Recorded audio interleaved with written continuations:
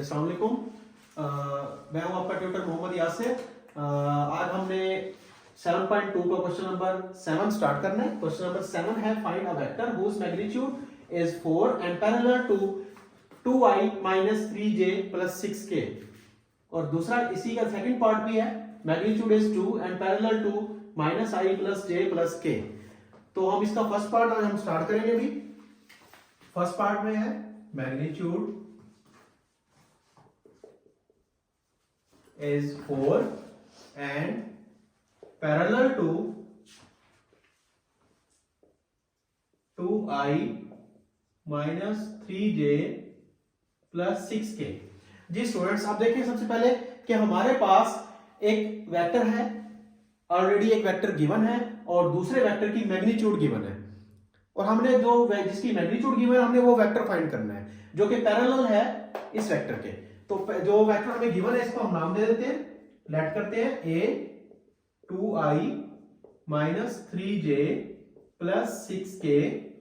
तो सबसे पहले इसकी मैग्नीट्यूड फाइंड करेंगे, 2 का स्क्वायर, 3 का स्क्वायर, 6 का स्क्वायर, स्क्वायर रूट। तो हमारे पास मैग्नीट्यूड आएगी इसकी 4 9 36 अंडर रूट। तो हमारे पास 36 4 40 49 अंडर रूट, तो ये हमारे पास आएगा 7। तो इसके बाद हमने अगर यूनिट वेक्टर इसका फाइंड करना है, यूनिट वेक्टर ऑफ ए, तो ये आएगा a unit vector, vector over vector की मैग्नीट्यूड।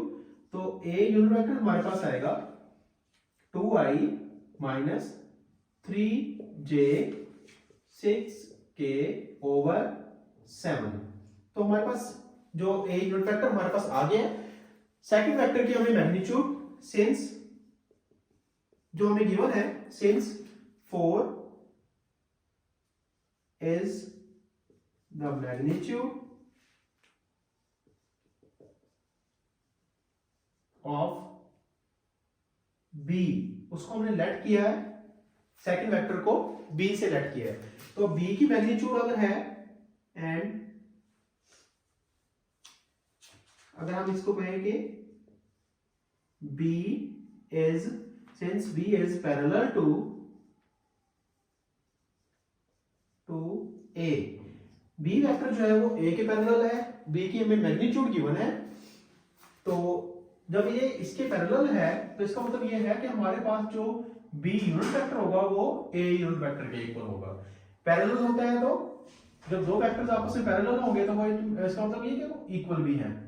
तो b यूनिट वेक्टर जो होगा वो a यूनिट वेक्टर के इक्वल होगा, 2i minus 3j plus 6k over 7। अब हमारे पास जो b यूनिट वेक्टर होगा, b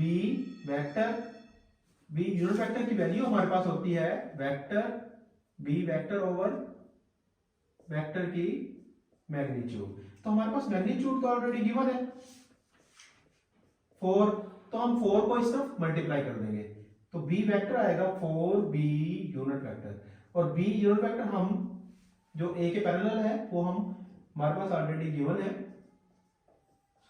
जो हमने फाइंड किया अभी, ओवर 7 और ये 4। तो हमारे पास जब हम इसको मल्टीप्लाई करेंगे ये हमारे पास आएगा 8i minus 12j 24k over 7।